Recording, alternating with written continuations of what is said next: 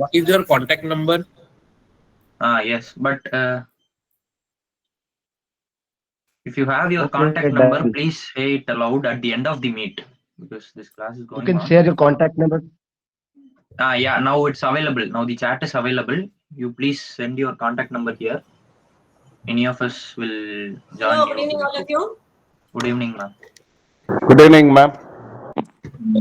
Good evening, ma'am. Good evening, ma'am. Can we Good start the class if evening, you have ma'am. finished your discussion? Yes, ma'am. Yes, ma'am. Okay. So let's start without any delay. Uh, Actually, we left it in the stress management, if you remember, right? Yes, ma'am. Yes, Yes. ma'am. Hope you remember. About this WhatsApp group, all of you are discussing. I heard that. See, this is not official, right? Officially, DDE doesn't have any WhatsApp group. ये लो ये चालू And करने में interest लेना अपने काम को मतलब रखो तो पढ़ाने में can तो you mute it? Yeah.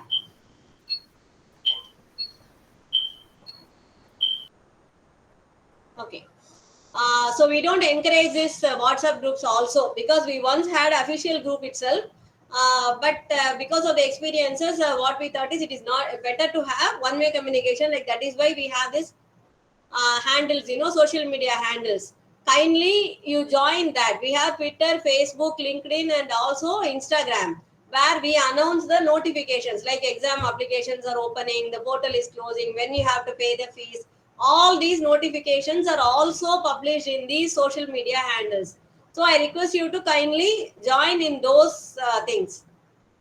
Okay, so that immediately you will take up the notification. But these unofficial WhatsApp groups we don't encourage because there are a lot of menaces in those groups and it comes to our notice. So that is why we don't encourage the WhatsApp groups. Okay, there is no official DDE WhatsApp group. That's all we can say about that. Okay, so don't use these platforms where we take DDE classes for sending in the links or taking up these unofficial groups. Okay, we are not part, so kindly it's a request, don't send these links or take up these groups, right? Okay. Madam, I have a question. I have written to the helpline, Yeah. but I have not received an answer. Yeah, I am not registered for the December exam. Okay. Do I need to send some official intimation to the university No need. that I am not You appearing? have applied in the dashboard. You have applied through the portal. So you need not send. That is the university's portal, right? Where you have applied. So automatically it will come to us. It is our portal only. Nothing you have to. No, ma'am. I have not applied. I am planning to give the exam in June. No need So to do I need? inform. See, no need No to need to inform. inform. I stress again. You have 4 years. During those 4 years, you will be facing 8 examinations exactly, right? Because every June and December we will be conducting exam. So first exam you will be eligible of first semester. Second exam you will be eligible for second semester, like that. So during second semester, second examination, you can write first and second together. Your third chance, you can write first, second, third together. Fourth chance, four together. After that, 5, 6, 7, 8, all these 4 exams, you can write whichever exam you want because you are eligible Okay. for all the 4 semesters. Okay. So Thank you, we ma'am. don't monitor which exam when you are writing. Don't worry that you will be put in the arrears list because there is no concept of arrears in DDE.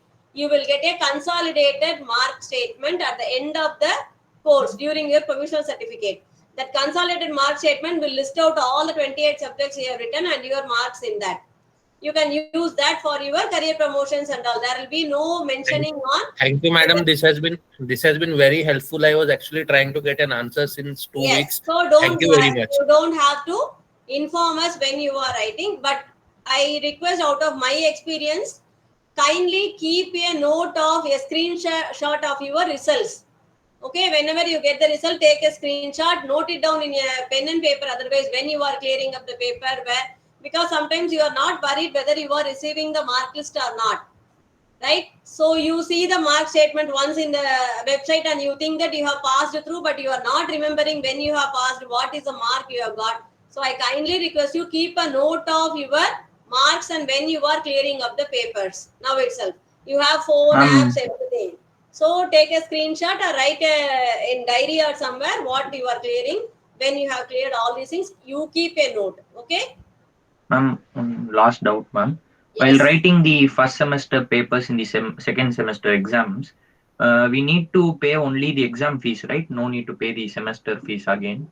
If we are right. Tuition fees is separate. Okay, Exam that's fee one is time, right? separate. Okay, Yes, ma'am. tuition fee is one time. If you paid the Okay. first semester, enough. Okay. Second semester once, enough. Okay. Okay, ma'am. But Thank exam you. paper fee, examination fee is different. Every time you write a paper, you have to pay for the examination fee. Tuition Okay, fee ma'am. is once only. Your dashboard itself will not allow you to pay twice. Okay, ma'am. Okay, right. Can we go to the paper? Yes, ma'am. Yes, Right, ma'am. very good. Ma'am, this is fourth unit, ma'am. Is this fourth unit? No, we are going to enter into third unit actually. Okay, third. Okay. Okay. Okay, right. Then this question arises, then I assume that you people are not opening up the study material at all, right? Whether it is second unit, third unit, you should be telling me. Start studying, okay? See, side by side, during the PCP, if you start just seeing the book, that will get reinstated in your mind. That's a good habit, so do that if possible, okay? Right. So we'll finish off stressing with its 2 slides. Managing stress from the other side, because what we saw last time is how we have to cope up by ourselves. So whether it is the responsibility of the organization to handle stress of the employees is a question first. What do you say? I'm a manager, I see my subordinate is under stress. Do I have to do anything about it? Yes, we have. Why? Why you have to be worried about your employees' mental stability? We are worried about. We are organizations for. Thakur, your voice is breaking. Anybody else? Anybody else? The work will be incomplete. Satya Prakash, a little louder. The work will be incomplete. The employee is not working properly due to stress. Say, come again. Will not be able to achieve the goal which we Very are, good. So it is not exactly about the employee you are worried about. If the employee is not okay, you are also going to get affected because of the productivity may not be up to that. Tripti Shahi is asking which subject. Tripti, I am taking organizational behavior and this is our 4th, 5th class, I think. Right? Okay. So that is one thing, right? The other thing is the climate of the organization will get disturbed even one employee is not okay. So because it's like, in a group, if a rotten tomato, we used to say that in a basket, like that. So it is very essential that you keep monitoring the mental strength of your team, your department. That is why it is essential that the organization has to take up the responsibility of the employee stress also. That is where the organization pitch in. It comes into the picture. So how we can help? A lot of things, because I told a lot of stress, workplace stress, not about personal stress we are talking about. Workplace stress arises because of the role ambiguity. Many times it is because the person doesn't understand what is expected from him, what the organization is expecting. Right? Even in meetings, you can see what is the answer they are expecting. You are not able. Maybe you will be having the data, right? But you are not able to express because you don't know what they are expecting from you. Many times it happens even in your real life, right? So this is what we call as role ambiguity. What role I have to play in that particular situation? So, but first thing, organization what they can do to avoid distress in a workplace is give them proper understandable job responsibilities, right? Then all the things arises. Give them manageable shifts. Don't give impossible targets, right? Give them whatever needed of break, not too much, not too low, right? Every person need a break. Say for example, why I put in between a lot of pictures, in the PPT, because it is a fact, a scientific fact that you cannot listen for a continuous time. It may be up to a short span of 10 to 15 minutes, right? Because if you have studied communication, you will know, because a communication two-way is a bigger process. See, when I am thinking, I am telling to you, and you have to once again decode it. right? What I am saying, you have to first see the language, understand the meaning of the words I am saying, then understand the intention, perceive it. You have to take into your brain. This is a process. But when you are doing this, I am not keeping quiet. I am uttering the next sentence.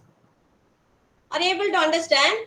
It is continuous. So you are doing it continuous. But what happens here when I am giving you a statement like, see, distress can cause headache. It is a simple statement.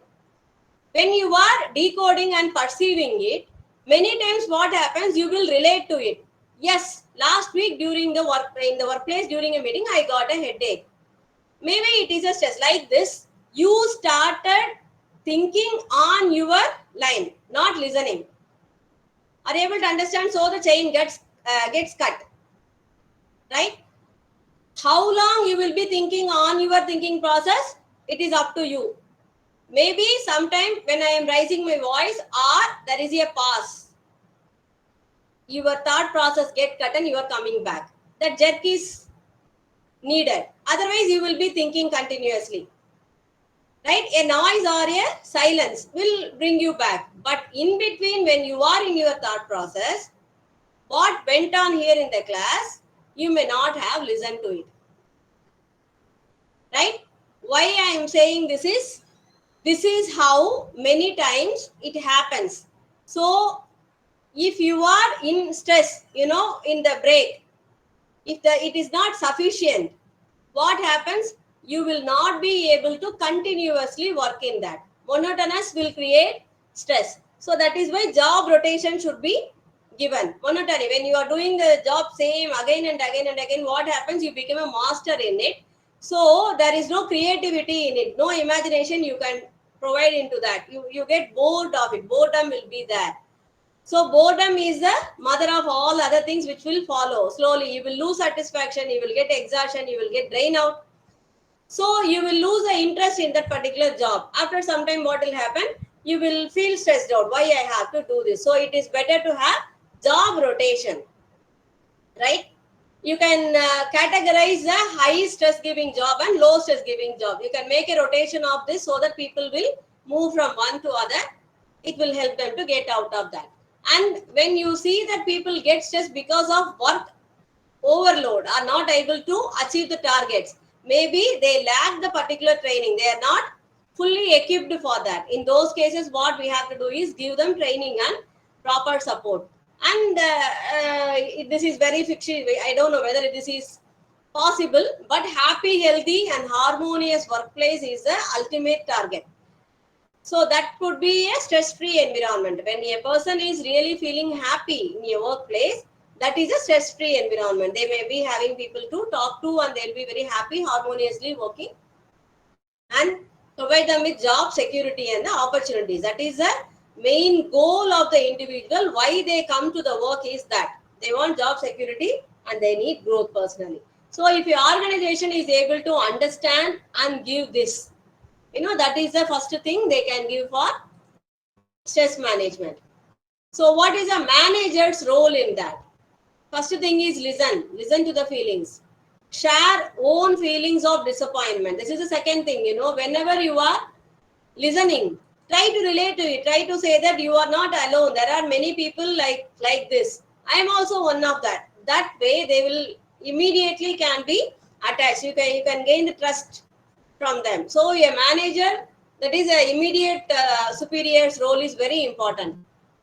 Share feelings of guilt. Say for example, a stress is caused because of a event that happened in the office. It may not be always a mistake of the employee why he is stressed out. If there is anything the organization also has done, don't shy away from it, don't hide it, express it, share the feeling. Okay, then help them to own up to that feeling. If you are being the man and you are owning up the guilt, what will happen? They will also own up their feelings very easily. Then they help them to confront the reality. This is the fact. See, if they are afraid of, many times what happens, they're many times actually the language is a major barrier. They may know the content, they may know the work how to do, but they may not be able to know how to report it, how to present it. That is a bigger problem in many of the Indian corporates happening. So what happens? Help them to confront. So this is the reality. Okay, how to overcome it. So ask them to face it instead of hiding from it, and assess, understand the damage because of your frustration and stress. What is happening? What is happening to the organization, and what damage you are creating to yourself, and try to solve it. If you understand the root where the stressor is exactly for that particular person, if it is under your control, if it, under your power that you can change that particular scenario, do it without hesitation. So a manager has a bigger role than the organization in helping the person to come out of the stress. Just I have given some tips on how to do, like yoga exercises, because that will give you the meditation, pranayama and yoga together. So that will be one way where and de-stress activity. All is exercise and yoga. Why we say often, the stress is for mind, of course. But why your body is important? Why you have to be fit? Because mind and body are very closely related, actually, right? If you are not fit, that itself is a stress. So fitness is very important. The exercise and yoga is very important. That if you start doing that, automatically when your body is under your control, it is very easy for the mind to get control of it, right? The same way you can chat with your friends, share with your friends, or if it is very severe, talk with a specialist, therapist, a counselor, right? Like that. And you spend time with the things which you like, like gardening or being with nature, spending time with pets. Why we suggest all these things, these are also living things, actually. Garden, if you go to plants or the pets, actually it is a welcome change from the people you are always around with, because human are very what do you say, animated. They give the emotion, the negativity or immediately. But when you are with nature, when you are with plants and pets, that comes down, because you can experience that what really is in the nature, what is the truth, that is very easily found out. So these are some tips where if you are really interested to bring you outside of the stress, if this is not, that push is not inside, that motivation of coming out of stress is not instilled in the mind of the person who is having this stress, it is very tough, very difficult to make him do all these things. That is where the manager, friends, family and the organization comes into the picture. If you find a person who is really in stress, who is not owning it, or who is not ready to face it and come out of it, we need to push. You have to make him understand the situation, and you have to push him towards the thought of coming out of stress. If you do that, they themselves can come out of it. That is the first step, is a very difficult step in the process. So this is all about stress management. Okay, so we come to the next unit of groups and teams. Before going to that, a small time for 1 or 2 minutes, because we are coming into the entire new arena now. We have talked about a individual's personality, values, attitudes, beliefs, what is the stress that can happen, all the mind games, what is happening to an individual person so far, right? Now we are coming into the group behavior of people in the organization. So let us take a stop. If you have any doubts, let us discuss, and then we will enter into the groups and teams. Any doubts? No, madam.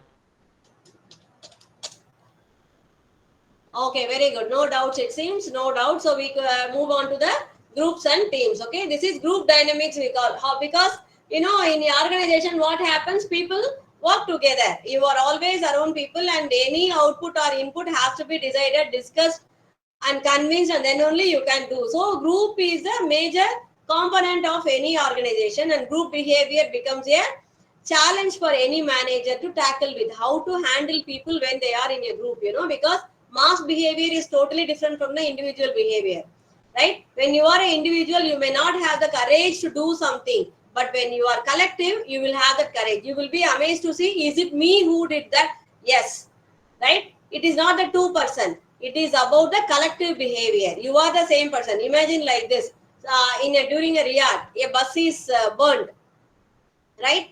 In ordinary day, or if the person who has burnt the bus, if it is single, he may not do that.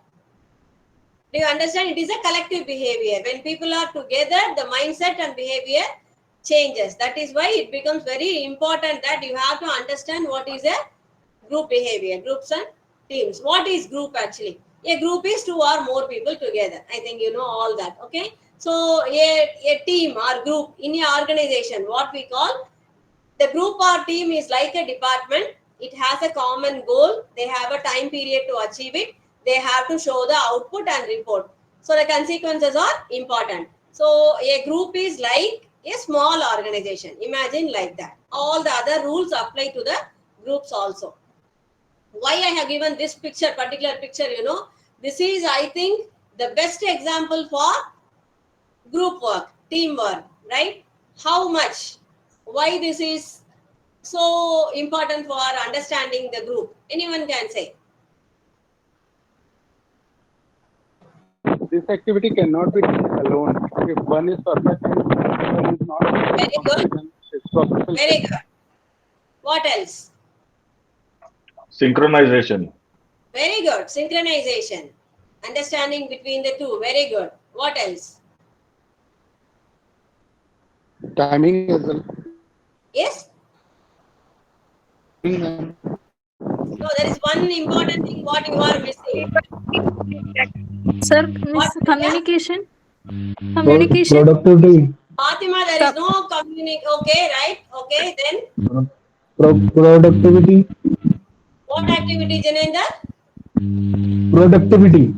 Productivity. Productivity of organization. No, Fatima, I got it. But still, you people are missing one thing. See the picture properly. What is happening there? Coordination. No, see the person who is above the other one. Is there any grip for that person who is flying, right? Trust, ma'am. Trust, ma'am. Very good, exactly. Trust. What he is believing when he is jumping on such height, that the other person will catch him. Do you understand? How much trust that group should have to, what do you say? What is the bet here? It is his life. Right? What is he betting on his life? If he fall down his career, his life, everything will be in question. So he is putting all his life, career, belief, whatever it is, on those two hands of his group members. Can you see? So now you can see this is what a group or team is about. But organizations, the group what we see in corporates are not exactly so. So that is why I took it from an industry where we don't often look as an organization. But for group and team, this is the best example you can think about. Right? So what is group dynamics? Group has cohesion. Right? See, a cohesion is where the affinity that binds the people. You are what do you say, affiliated to the other person. Usually what we say in a colloquial way, you are tethered to each other. You can move along, but still like a rope, it is like a invisible bond that is taking all together. So a group has a cohesion. All of us are bound. All of us are together. Okay. So what is the next dimension in a group? Social loafing. Always you can see that you imagine that you are in a college and you are doing a project work, okay, group project work. What will happen if there is 4 people together? All the 4 will contribute for the project. All of you would have gone through this, right? All the 4 will be contributing. No, ma'am. Very good. What about the 1 or 2 people? They will be called social loafers. Okay, what they will do is they will just support the other members, and the work will be done by the other members, but the entire credit will go to the group, right? All the people will share the credit, but whereas the work contribution, if you see, will not be equal, right? Some people will be working better and some people will not be. We call it as co-traders or social loafers, social loafing. And loss of individual. This is the third dimension of a group where the individuality is not properly seen. Say, take the social loafing's opposite side. When a person has worked towards the betterment of the project, but his name is not highlighted, he is also a part of the group, but maybe his contribution is more. So the individuality is lost. So a person is not individually identified in a group. That is the only, what do you say, the negation side of a group. Okay. So just for your thinking, this is another one dimension. Instead of writing, I gave it as a picture. What it says, So one of the group member is saying, I think the group think threat is exaggerated. What is a group think threat? Like we say that herd mentality. When a goat, why we say herd mentality is when a goat runs, all the other goats will be following it. You would have seen that, right? So we call it as herd mentality, like that. When one person is saying group think threat, one person initiates, the other people also will start thinking in the same line, right? So the individual imagination is getting curtailed here. So when he is saying, see what the other people are saying, so do I, and yes, so this is what a group think threat is. But they don't understand, they are addressing the issue, but this often happens in corporates where a group thinks in the same way. A new dimension of the particular task what is given to them is never seen, because one might be initiating an idea and a herd mentality, all of them will be following that, right? So this is what we call as group dynamics. So we come to the group life cycle. We call it as group life cycle or formation, how the group is formed. So I think you would have studied about it all already. When a group is formed, it is called as group forming, right? That is a forming stage. What happens, during forming stage, all of you can see the pictures. So I have given the picture so that you will understand. See what is the mental pictures of them, what they are thinking. They are talking about something, but they will have their own thinking, like one is thinking about shoveling, watering, seedling. So it is not together, because it is a forming stage. Everybody is thinking about their own thing in the group. The second one is storming stage. Storming stage is once they come to know each other, they will be flooding with ideas. They will be talking to each other a lot. They want to bond. So what happens? They will be storming. A lot of things comes out. Slowly, norming period. Now they identify, analyze, and understand each other. They know who is who, and slowly they come with a common working platform. They will all be together. Then the performing starts. When the norming period comes, the performing would be very good if it is a good group. So what happens? Once the performing is over, adjourning. Adjourning is what? Dismantling the group. It is advisable always that you have to dismantle the group once the performance is over. Can anyone say why is it necessary? When they are performing better, why you have to dismantle the group? To make another task. I have given you the clue with a picture.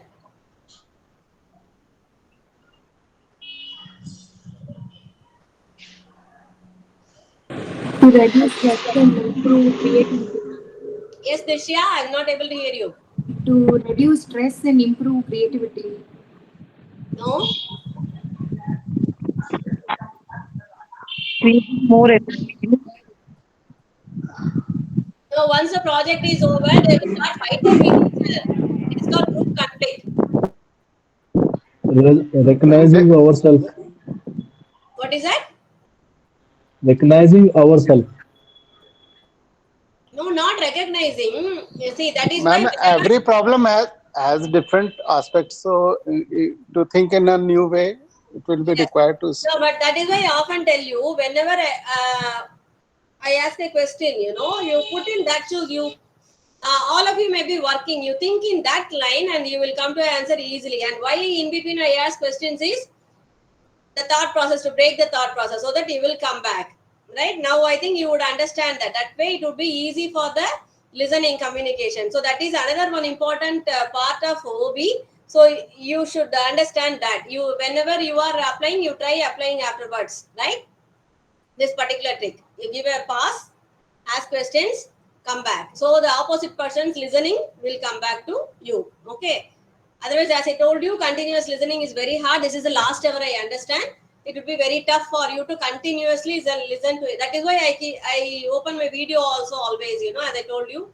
Because when you see a person with actions, moving or instead of listening just the voice, it will be very easier for you to keep on continuing the listening. That is why. Okay, come back here. That is why I showed the picture. It is a clue. Think there, see there. It is arid. Once the cultivation is over, that's why I give you the example of that. Once the cultivation is over, the land will be arid. It will be dry, right? So now, see, you know all the people in your group.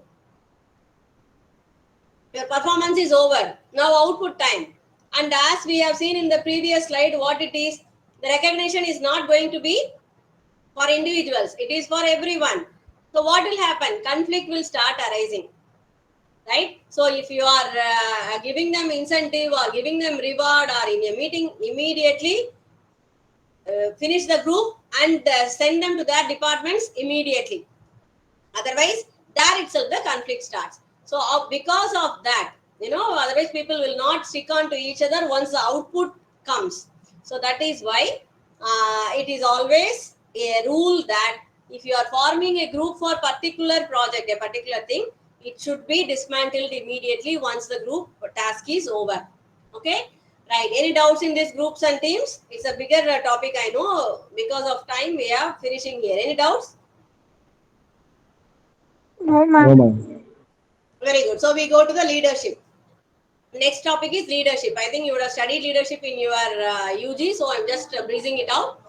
So you know all these things, right? A leadership. Who is a leader? Leader is more than a manager, right? Administrators are not leaders. All the leaders are managers, but all the managers are not leaders, right? So what is the difference between a leader and manager? Manager follows the rules and regulations, follows the protocols, whereas leader leads the people. Whenever there is a trouble, he will not look into the rules and regulations, he will try to solve it. So that is the, instead of application of rules, he will be solving it. That is the difference between leader and manager. So what is leadership? It is a process of guiding and directing the behavior of people in the organization.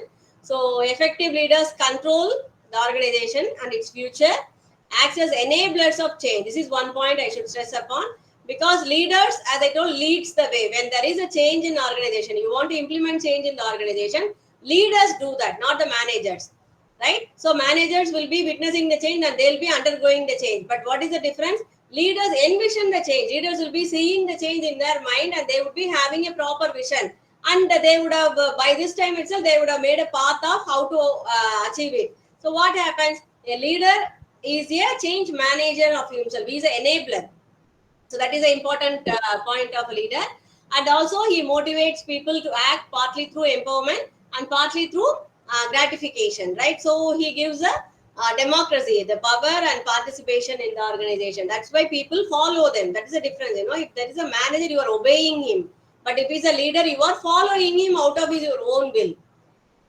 Can you see the difference? Can anyone say that you have a leader instead of manager in your organization?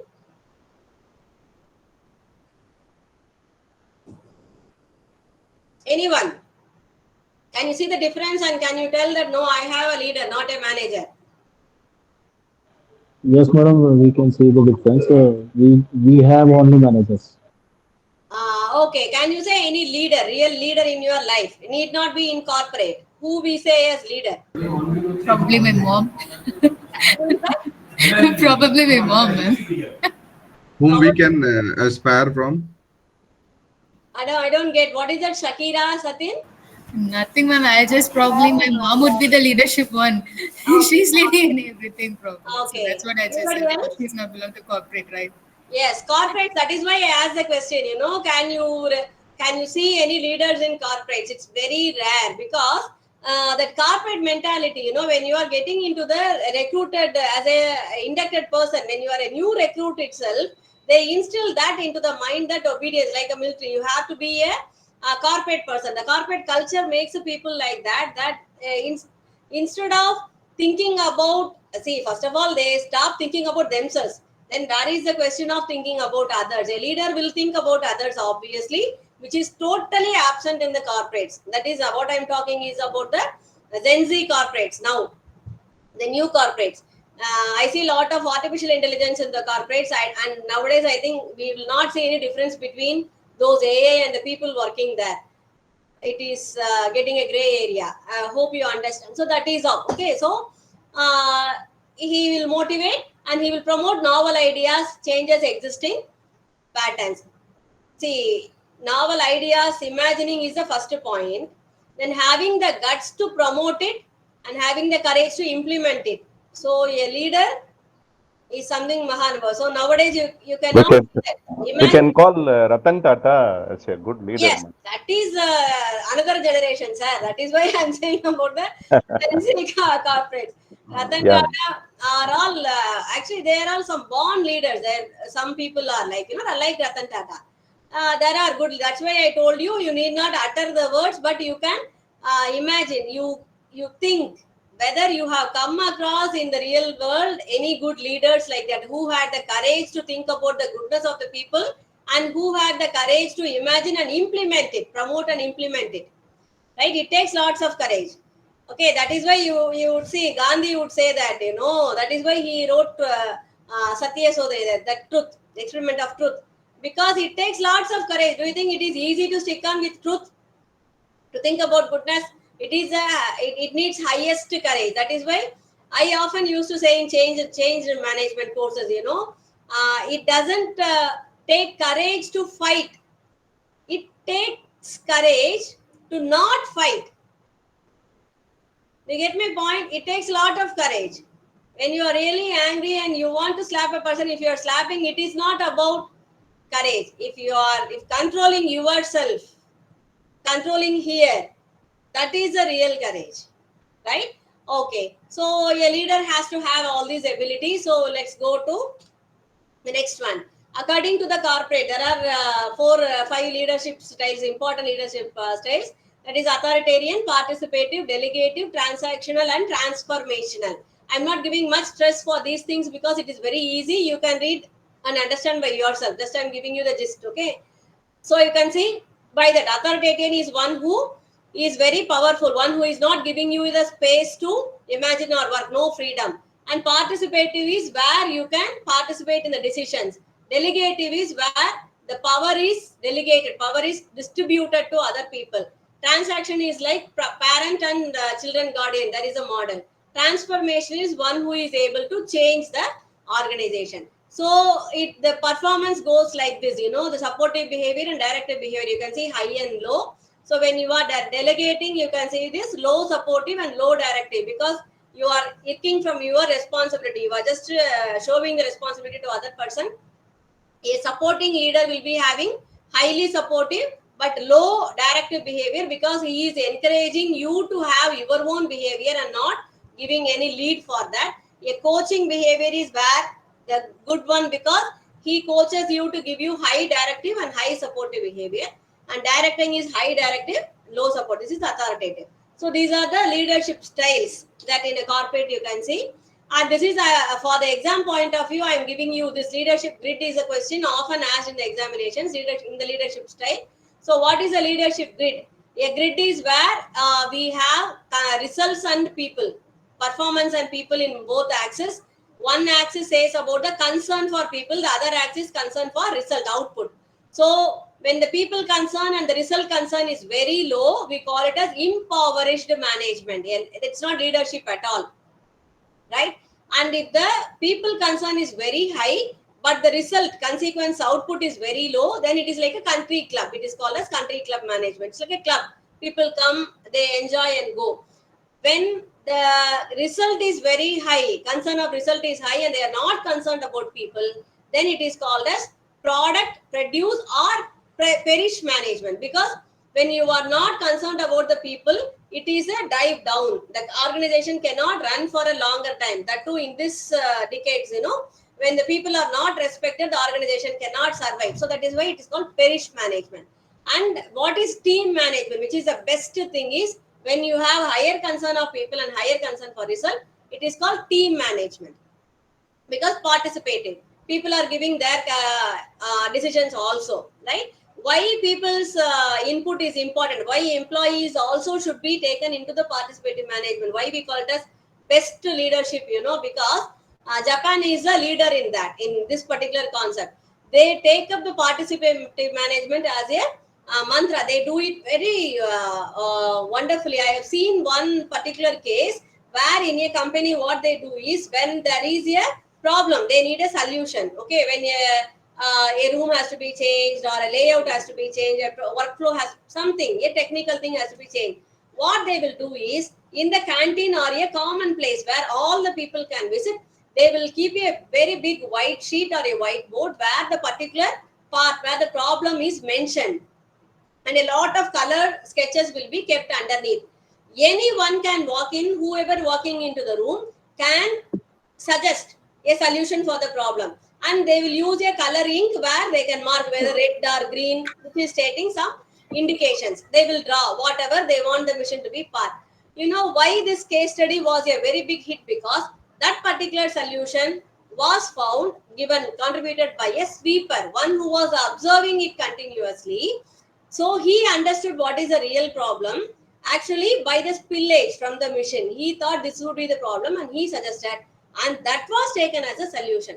How this happened? Because they respected people. They respected people's thought, and they respected people have wisdom, not because of delegation, not because of chair. Do you understand? It is about, most of the time you can see the chair, the designation you get sometimes with luck also. Fortune, you'll be the right person in the right time at the right place, so you might have got. It doesn't mean that the other people are not eligible for that particular place. So in that case, that is why this leadership is the best. When you are able to respect people, that will give you the best thing for your organization, right? Okay, so we come to the next topic. Any doubts in leadership? As usual, no. I don't know whether I am happy or sad when you are not asking doubt, right? Because a good class means there should be some doubts. When there is no doubt, that means there might be some problem in my part where I'm not reaching to you, or I'm that good that you are understanding whatever I say. I don't believe that. Okay, so we come to No, the madam, this is no, madam. We are understanding everything you are teaching. Thank you for that. Right. So power and politics is the next topic, But remember, I am giving you a gist of all the topics because I want to just introduce you to all the topics. So for the exam point of view, kindly go through the study material in full. If possible, go to Google Books, take away some organizational behavior excerpts from the books and read that. It is a very interesting subject actually, right? If possible, when time permits, I will give you a small case study today. I have planned it. Let us see. Okay.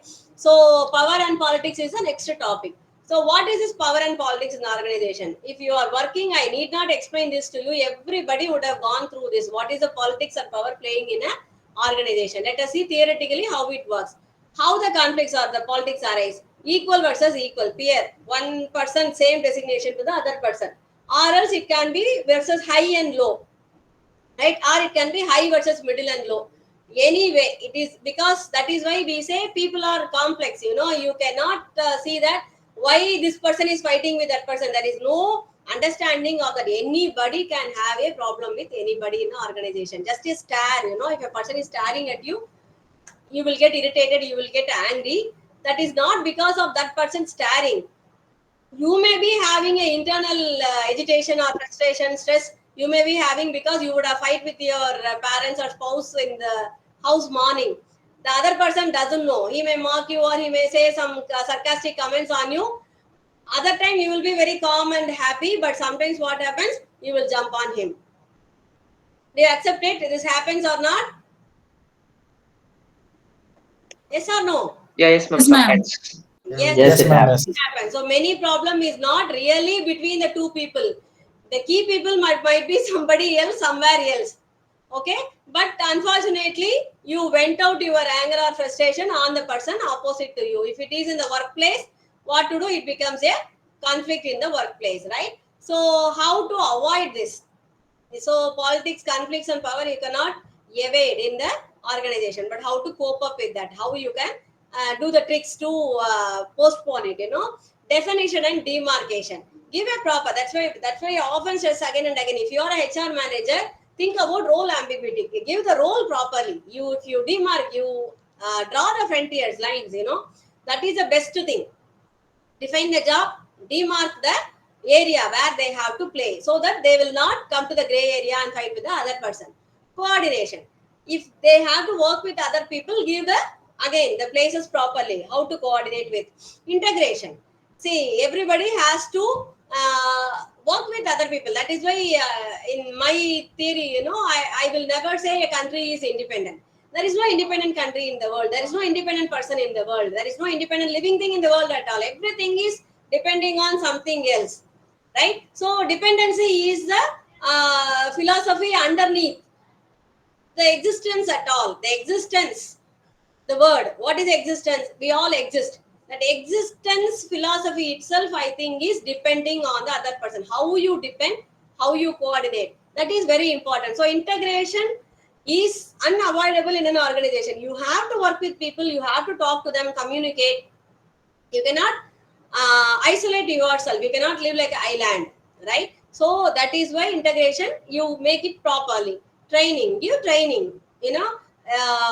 Many times a person without a proper equipment, imagine a person going to war without a sword or gun.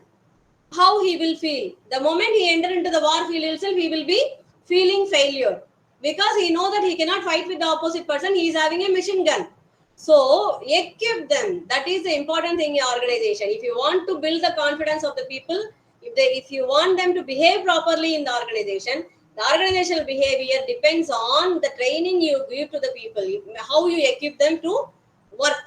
That is very important, right? Because the college degree is what you are seeing, See, that is why I often tell in the DDE class, you are going to get an MBA degree, and other people from the university, what they are studying regularly, is also going to get an MBA degree, right? The employability will be a question. How much you learn, how much you experience. I am saying in Ulta way, what you will be imagining now is the regular people will be more employable, right? That's what you imagine, right? Yes, ma'am. Yes, ma'am. It's totally opposite. Trust me, I have conducted job fairs. I'm taking for the regular also. So I see both the population. I am talking about you people. Your employability level is unmatchable with those, because they are new entrants. They have not seen organizations. You people are working in organizations already. You have seen the world, because and see the level of self motivation. You yourself are putting into the course. Nobody is forcing you to study MBA, right? You want to join, you want to make yourself empowered. That is why you are joining, you are paying for the fee, and you are studying. See, you are attending a class on Saturday 3 to 4. What else you need? You all are self-motivated. Self-motivated people is what the organizations want. So the employability level is unmatched, right? So this is what the training or why I started. I forgot that topic. Okay, training maybe, right? So training is a must. So next one, creating common interest, right? So if you don't want the people to get fight with each other, then give a common interest. Like, you say that if the company is achieving this much of profitability, then we will give an incentive of this. So everybody run towards it. If you keep the destination common, everybody will be running towards. There will be no time for them to come across and fight with each other, not facing each other. Then changing the leadership style. If you often see the conflict is unmanageable in the organization, the problem is with the management. Change the leadership style. Then cultural intervention. That is one what we say is passive trick, where we do the in organizations to bring down the conflict level. These cultural interventions, apart from the workplace, apart from the organizational goal, if you are giving a group vacation or cultural interventions, that will create the affiliation among the people. They will mellow down a little those conflicts. See, for example, two people are fighting continuously. It is not working with two people. But if you put both the families together in one vacation, if both the children, if the both family children are playing together, these two men will easily mellow down. So the external surroundings can make a behavioral change in people in the organization. That is why award function, they call the family, or you can have a cultural dance. You make these two people dance together in a cultural intervention, right? If they are dancing together, maybe the ratio or the chemistry will change. So these are the things which can help in evading the power and politics and improving communication. There is no match for this. Communication is the base for almost all the behavioral tensions. Okay, so you also apply that, as I tell again and again. If you are an MBA, you understand the communication properly, understand the importance of it, try to apply it. You will see a very big difference in your life at all if you do that. Then power strategies. That is about how you are applying. So it cascades down from top to bottom. So don't do anything foxy in the top. So that will be reflecting in the bottom level also. So it is about how the organization itself is having a image. So that is how the people in that also will behave. That is, maybe you may not believe me now, but if you start looking into how it is working in the organization, you will see that you are a reflection of what the bigger reflection is. How the organization is, the employees are also a smaller reflection of that. There is no denying in that. So power strategies, think about that. So we come to the next topic, organizational ethos. We have come to climate and culture of organization. I think we can keep this for tomorrow's class. And we have some 5-10 minutes. I think we can see the one case study now. Yes.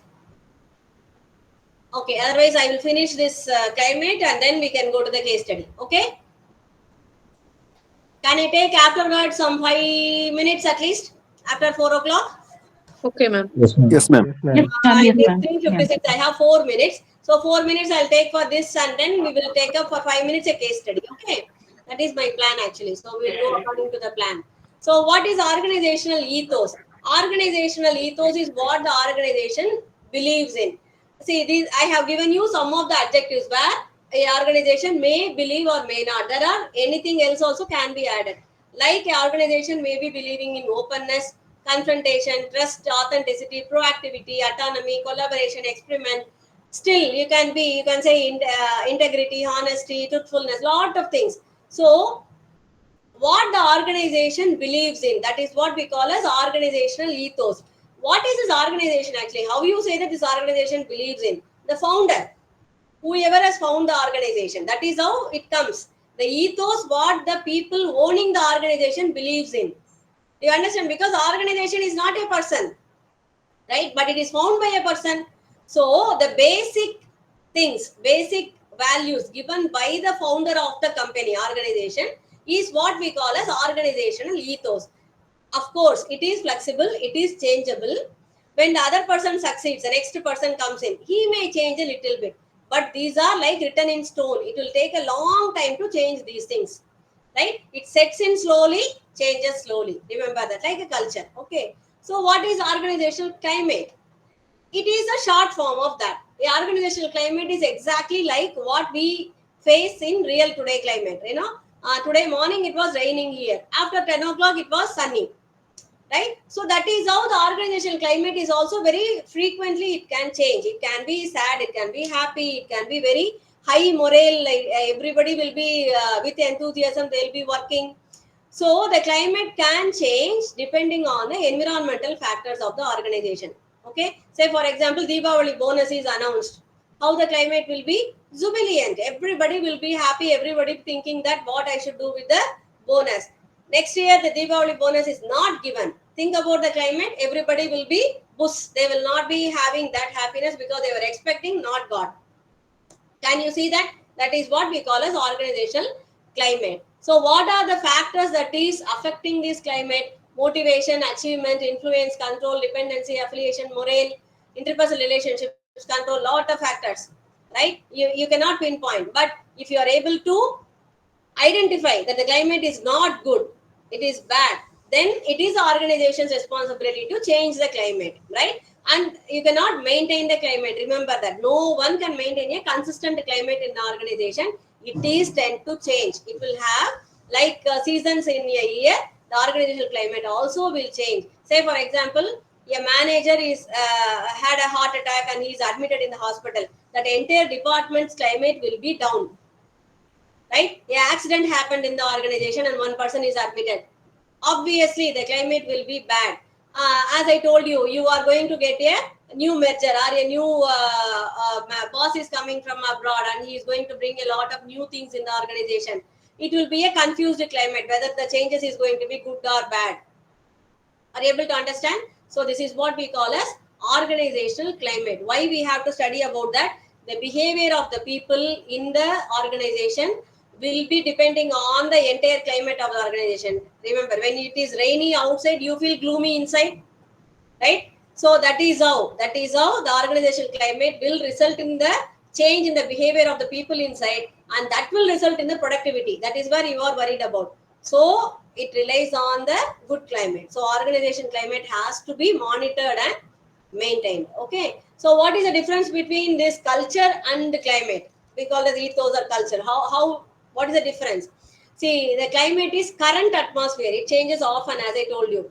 But culture is a like set in stone. It will slowly change. It cannot be changed. It is a long process, lengthy process. And climate evolves on needs, what the people want. But culture is apart from that, not for need. It is for the inner side, inner soul, what you want to see the society to be. It is a bigger umbrella. A climate is flexible, but culture is very stable. Culture cannot be changed often, right? So this is the difference between the climate and organizational culture. Okay, so with this we stop here. Change we will see in the next class. Okay.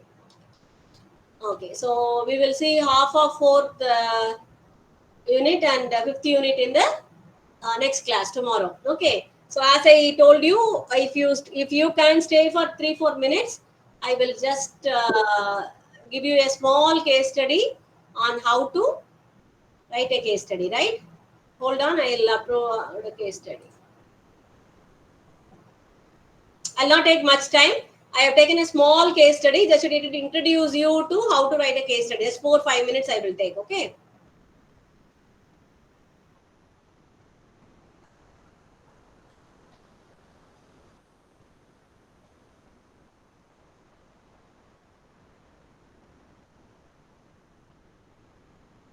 Are you able to see the presentation? Yes, ma'am. Yes, ma'am. Yes, ma'am. Okay, I took a case study based on stress because just now we have seen that and interesting. So that is why I took a case like on stress. Okay, so let us see what it says. Okay, see, a case study is essentially a event, a incident. Okay, or a problem. You can say a case study is like a story. It happened. Okay, so what we expect from the case study? Why we are giving a mandatory case study? First, let us see that. See, MBA is about theory and application.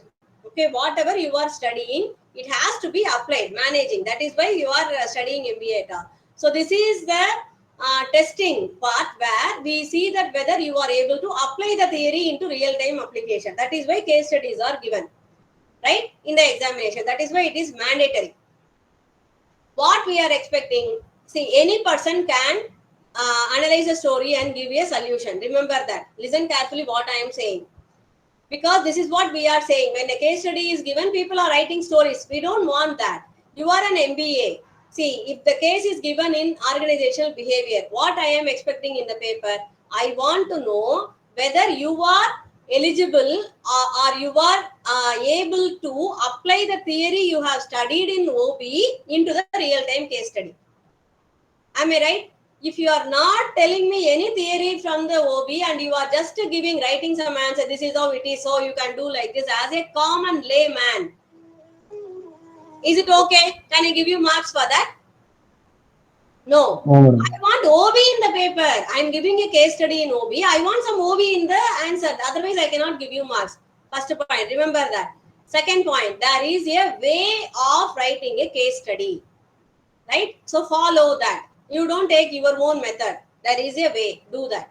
Third, read the case. Case reading is an art. You have to once, twice, thrice you have to read. First time you read the case. Second time you take a pencil and underline. If it is not possible for this exam, I am telling you in the life, when there is a case, when there is a problem, this is how you have to analyze. Second time you with a pencil underline what are the key points.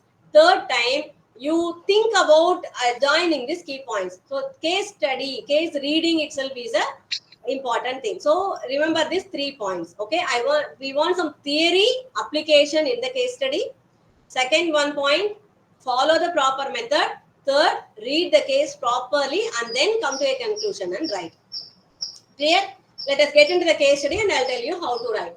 See, I have named this. This is the story I have myself has written. So nothing related to any of the things in the world. So don't imagine anything. So I have named this case as cool as cucumber. Right? because Satyan is a very comfortably grown, what do you say, born with a silver spoon with a company in his hand. Father has found a company and he is a very bubbly boy, always he'll be smiling and good.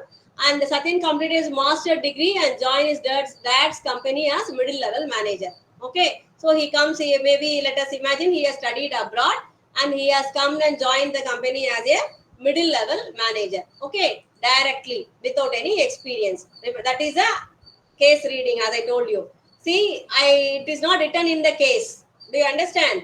You have to understand that what it says, completed his master's degree and joined the company. So that means he doesn't have any work experience. That is a in between lines case reading. Do you understand that? Right. So what is the next slide? Okay. So now what happens? Satyan, with no prior experience, stumbled on the decision making part of his job profile. He is not able to do the decision making. He knows the theory. He has studied that, but he is not able to decide. Decision making needs experience, right? So he wanted to show himself confident in front of his subordinate and his parents. So he kept his troubles to himself. We call this as dilemma. Okay, this is not given in the case, but you have to understand this is what we are expecting when you are writing this analysis. What you will be writing, he is having decision making dilemmas, ethical dilemmas. He is not able to make decisions. So when you are continuously confronting the decision making part, what will happen? You will be burnt out, right? So that is why it is I think anybody here who has worked as a manager or a parent, when you have to decide continuously, that will be affecting the other person. If it is a decision for you, that won't be a big result. See, for example, I have to select a dress for me. It is not going to bother me. But if I have to make a decision that is going to affect the other person, it becomes a burden for me, whether my decision is right or wrong.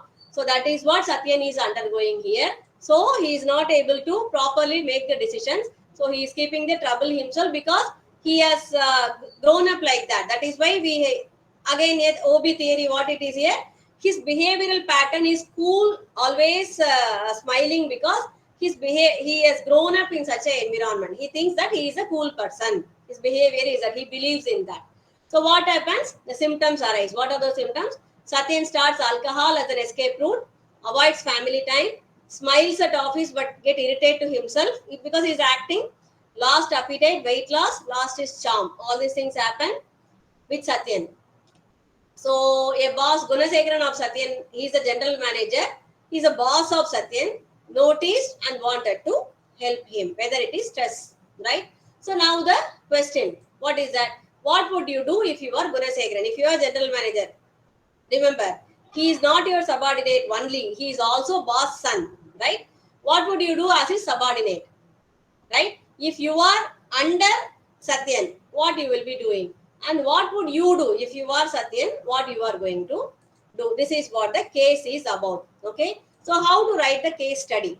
As I told you, first thing is read the case twice, thrice. So when you are reading it for the second and third time, you will be underlining what is the real, whatever I discussed just now. Those things you will be able to think on that. So how a case is written? Remember, this is the format.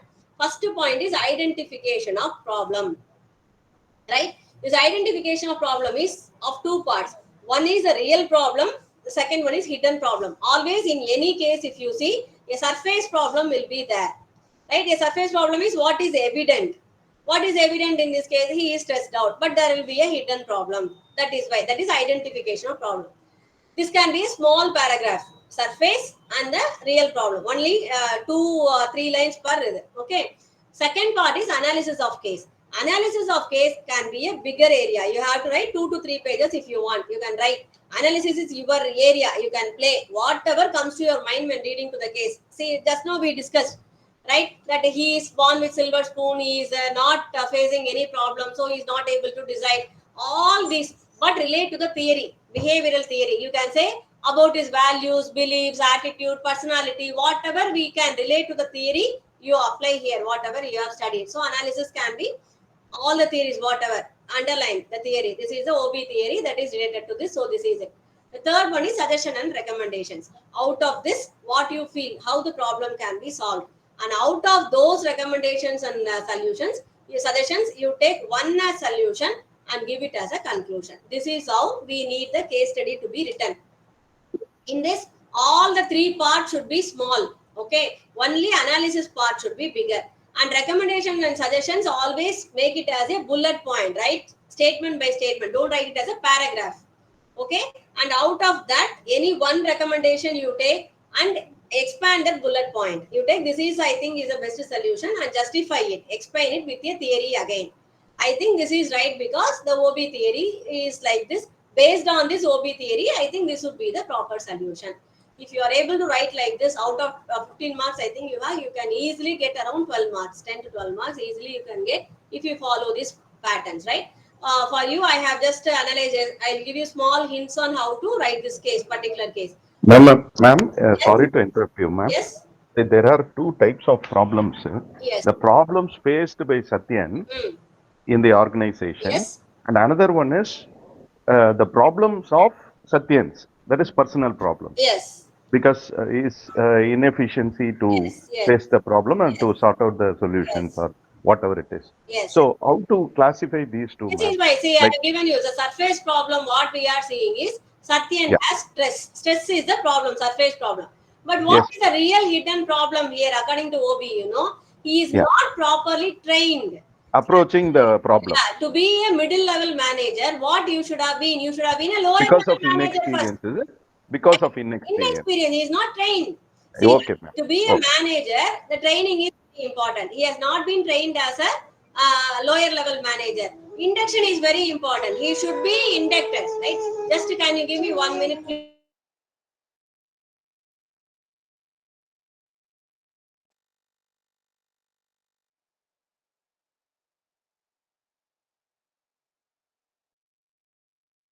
Sorry for that. Okay, so come back. So, yeah. So what is that? The real problem is the stress is not a problem. Why the stress was caused? He was not properly inducted into the organization. You can, this case has a lot of dimensions. That is why I gave you this case. See, you can see placement is a problem. He is not properly placed. Can you see? Induction is a problem. He is not properly inducted. He is not oriented. He is not properly recruited at all. Yes, not been trained properly right from the All these are first dimensions stage. of HR. You can take it as a Yeah. see the same case can be given in HRM also. If it is given in HRM, you can say it is a poor succession planning. The Yes. problem is poor succession plan. So every case have lot of dimensions. You think it as a OB problem, so that you will apply OB theories.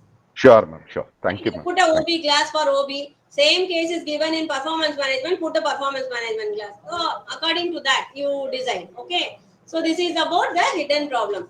Then the analysis. Why I have given the blank page is analysis is, as I told you, your area. Whatever Dr. Satyanarayana just told, you can analyze according to your wish. Whatever you want, you can write. You are the master of that particular area, right? Then suggestion and recommendations for this case. So he can observe, evaluate. You can find the stressors, healing time. Give him time to come out of the stress. Time to change. Stress management techniques can be then mentoring. The Gunasekharan can be the mentor and mentoring can be done. So these are suggestions and recommendations. So the conclusion is up to you. Why I have not again given any conclusion is there is no right answer for any case. So be confident about that. A case is how you are going to approach to that case study. Remember. Are you getting my point? You are the manager, your opinion matters. As an evaluator, I have no right to say that you are wrong in your opinion. If you are a manager, you are Yes, entitled to take any decision. So as an evaluator, I will never say your case is wrong. I am only worried about how you are thinking as a OB student. Do you get my point? So don't get panic when you are Yeah, in ma'am. a case study that I don't know the answer. There is no correct answer for any case study unless until it is a mathematical problem or accounting problem involved. Apart from that, any subject, any case study, you are the boss for that. Remember that. But Thank you. Thank you, ma'am. yes, Thank you. you have to tell us that, justify that, why you want that marks, how you have to earn the marks. Just because you are writing some story, we cannot give. Remember that. You have to earn the marks. When you will earn the marks? When you know the subject. Tell me that you know the subject, you will get the marks. Right? Ma'am, I have Understood. It's important. I understood, ma'am. Thank Yeah. you. So this is about the case. This is common for all the theory subjects. You can apply this for any common, all the common subjects. Even people say you can use the the threat and other things. Okay, SWOT methods you can use. Analysis can be of any type. It is not that always you have to use a SWOT analysis method. You can write any analysis method, whichever is comfortable to you. Okay, right? This is Ma'am, about the sorry case. to interrupt you, ma'am. Yeah, no, Ma'am, no interruption. first we can write a summary of the case, ma'am. Yeah, that is not necessary. If you want, you can write as a first, but don't write But just a bigger paper paragraph. coverage, ma'am. Yeah, just a small paragraph you can write about executive summary of the case, but not necessarily optional. Okay, if you want, you can write because again you are going to write whatever is given in the case. Okay, right. So One thing, ma'am, we have to write. if you have any doubts, you can ask for 2-3 minutes. Then we'll wind up. Okay. Yes. One thing I want to ask is that for every question we have to evaluate in this four method. Jinendra, I'm not able to hear your question properly. Can you come again? I am asking for every question we have to evaluate the answer in this four method. Yes, yes. For most of the theory papers, you can write this as a side headings. Identification of problem, analysis, recommendation, conclusion. Minimum No, response. Madam, I am asking you in this case study. You asked the three questions, Yes. and Exactly. Very good every point. question we have to evaluate in this four method. Yes. If the questions are asked after all these things, in the conclusion, after analysis, in the recommendation section itself, you can write, instead of recommendation, you can write the answer for A, B, 3. But identification analysis you write. That is how you will arrive at the proper answer for these three questions. If the questions are asked in the case, answer those questions without fail. A, B, C, right? If the questions are not asked, if some cases will be open, just the case will be given, nothing else, no question will be asked. In those cases, you have to write recommendation, solution, and conclusion. In this case, to channelize you, to introduce you, I have given you like 3 questions. These 3 questions, if it is not present, you have to ask yourself and write. That is how we expect. Ma'am, One more maximum how thing. many page we want to write, ma'am? Yes, Abhinaya? Maximum how many page we want to write, ma'am? As I told you, see, other 3 subheadings, identification, recommendation, and conclusion should be very small, crisp. Don't write excessively. Analysis can be of 1 to 2 pages. That is enough. Don't write more than that. Madam, one more question. You told the three ways of case study. Can you explain again? Three ways of case study, starting the theory applications, and after that you elaborate two Yes. things of. Yes. See, first thing is theory application. You have to at least minimum of one theory. You say that based on this theory, I think this conclusion would be better, right? The second part is always follow the format. Okay, you say that I'm following this format, analysis format like that. The third one is make it crisp. Don't write too much, and the evaluator should get convinced that you have studied the subject. You do that. Justify the conclusion. Enough, right? Okay. Okay, ma'am. Thank you. Any other doubt? Ma'am, there is a Ma'am, can YouTube you channel, share the Active PPT now? publication. Yeah, I'll share the PPT. But as I am telling you, this is a teaching tool, not learning tool. This is for me to reach out to you, not for the exam point of view. Okay, remember that. That is why I give only bullet points and pictures, so that you will also study the book, not the PPTs. Okay. Ma'am. Okay. Ma'am, Yes, I have a Abhinay? doubt. Ma'am, there is a YouTube channel called Akshaya Publication. It's providing our important questions, ma'am. Can we follow that or not, ma'am? It is up to you. It has nothing to do with DDE. Okay, we don't own that. I Similar cannot question comment papers on are there, my ma'am. private channel actually. Okay, It is ma'am. a private YouTube channel. We don't have anything to do with it. Okay. Okay, ma'am. Anything else? Any other Thank you, doubts? ma'am. Okay. Thank you very much for giving me more time that we are Thank you, taking ma'am. 50. Thank you. We will meet tomorrow. Okay. Tomorrow maybe 10 to 11. We'll be having the first hour class tomorrow. Yeah, ma'am. So we may not be having much time after. I prefer 12 to 1 or 3 to 4 so that I can take 10-15 minutes. But tomorrow we have first hour class 10 to 11. So we'll finish up the class tomorrow. That is why I wanted to finish the case study today itself. Okay. Right. Thank you very much. Thank you for the Thank you, patience. ma'am. Bye, ma'am. Thank you, ma'am. Good evening, ma'am.